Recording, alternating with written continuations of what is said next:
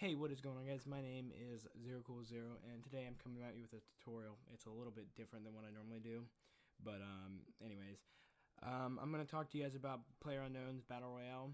This game is fairly new. It's been in beta for the past couple weeks. There's some really bad performance issues, and some people with really good GPUs and all that shit, CPUs, they're having some really mad issues with the game. Most of it's FPS lag and maybe some rendering. But I'm going to try to help you guys as much as I possibly can in this video. So I'm just going to show you what I'm currently running. I am running a Intel Core i5 2400 CPU at 3.10 or 10, excuse me, gigahertz, 8 gigabytes, and a 64-bit operating system with a 64 times 64 based processor. And I'm running a 970, I believe, GTX. Anyways, I'm going to show you a couple parameters and the best game settings I found for my personal use, and you guys can kind of decide what you guys want off of, off of what I show you. Anyways, you're going to go to Steam, and my Steam's going to look a little bit different because I have a Steam skin on. Yeah, it's going to look a little bit different. All right, you're going to go to your game library, and you're going to right-click on PlayerUnknown Battle Royale. And then I think it's in general the same thing. You're going to find Set Launch Options, okay? And this is what you're going to put in there. Okay, I'm going to explain what all these do so you're not confused. Use all available cores. It uses all your processing cores to run the game. So it kind of, I don't know if it works or not, but that's a Steam option, and it might improve FPS. It might not. If you find that it doesn't, because I've seen people complain about it, then you can go ahead and take it out. All you need to do is just copy from this back one to there and cut it out. The malloc equals system, it will use memory allocation to kind of spread your memory out, and it will push more to the game than to the system.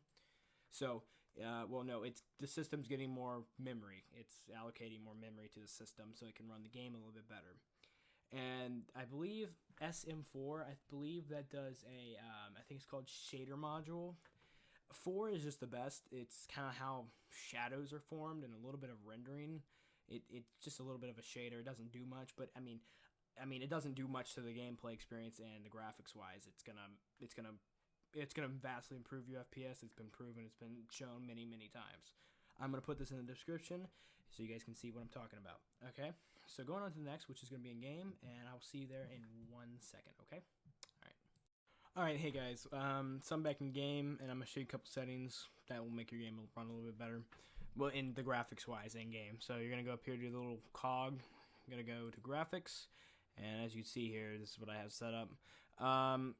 So language is obviously English. I have a 920 by 1080 resolution. If you have a bigger monitor and you're having massive FPS lag, you can turn this down. It won't, as long as it looks good to you, it's fine. The lower it is, the better it's going to run FPS-wise. So, there you go. Brightness can be wherever you want. It really does not matter where brightness is. When it comes to the quality now, I have my screen scale all the way up. And what I've kind of noticed what this does is it makes everything less blurry and kind of more focused on everything around you. I would kind of mess with that setting to see where you personally want it. But it doesn't really do anything to FPS. Anti-aliasing and post-processing, both the same idea. As you can see, hold on, I'm trying to show you what it does, because it makes stuff look a little bit more crisper, and it really it really takes FPS away from you, especially when you're turning and rendering new shit fast. You really want this as low as it possibly can go. It doesn't fuck with graphics. Shadows, I have mine on very low. It's not like H1Z1 where shadows are insanely, needed. If you rather have this higher, be my guest. Just my personal opinion on what these best settings are. Footsteps are a lot easier to be heard in this game. Like you sound like a damn gorilla, but so I keep mine on very low. I listen more than I look for shadows and player shadows, so that's on very low. My textures and effects are both on medium. For whatever reason, texture is really it takes a lot of it really takes a lot of FPS out of my system. It might be different for you. So if you think it's different and you want to try kind of mess with these settings, be my guest. Effects are gunshots and, you know, the screen effects where you get shot, blood appears, you get, you know, all that shit. I have mine on medium. It doesn't really do much to the FPS. You can turn it up as much as you want. Foliage. I have mine on very low. Foliage pisses me off. If you like your foliage to look crisp, set it to ultra. Be my guest, but it's better at very low. Motion blur, no one likes that. So those are my settings in game. And yes, one thing I did need to mention, there is one more thing you can add to the what's it called? There's one more thing you can add to the parameters if you have like bad if you don't have a lot of RAM. So let's say you have 4 gigabytes of RAM, you can do low memory. I'll put it in the description too, but I'm not gonna get out of the game to show you. But yeah, that's about it, guys. So I know there's probably a lot of videos coming out about this kind of stuff, but if this helped you in any way at all, I would love a like, and if you're feeling generous, subscribe. But that's it for me, guys. Stay cool. Peace out. Oh, right, guys, there's one more thing I forgot to mention. It is the FOV. There's a way to change it if you're not satisfied with how the FOV is. I only know one command that I use in my game, but I mean, it's just really bad in this game personally, and some of you guys might like it. Some of you guys say, yeah, it's fine. Whatever. You can use it if you want. You don't have to use it. If you want to check it out, you can, but I'm going to show you guys how to do it. Alright, the first thing you're going to do is you're going to open a file browser or go to this PC, whatever you got. This PC. And come up to this type of screen here. You're going to go to where your Windows operating system is installed. In my case, it is on the C drive from the local disk. You're going to go to Users. You're going to go to your computer's name. In my case, it is 0.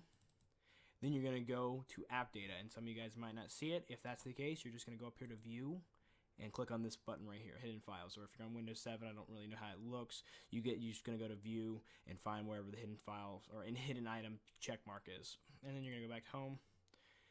You click on AppData, Local. You're going to find TslGame. Mine's really low. You're going to Saved, Config, WindowsNoEditor. Config, WindowsNoEditor, and Engine.ini.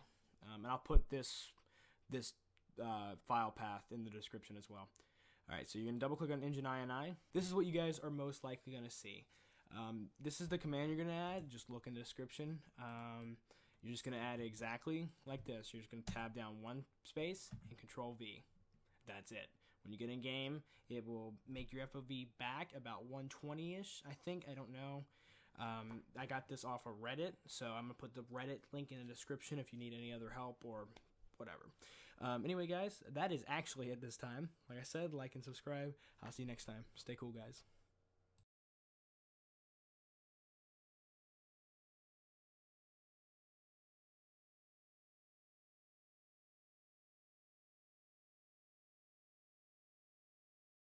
It's been a long, bumpy ride, sitting back in the saddle.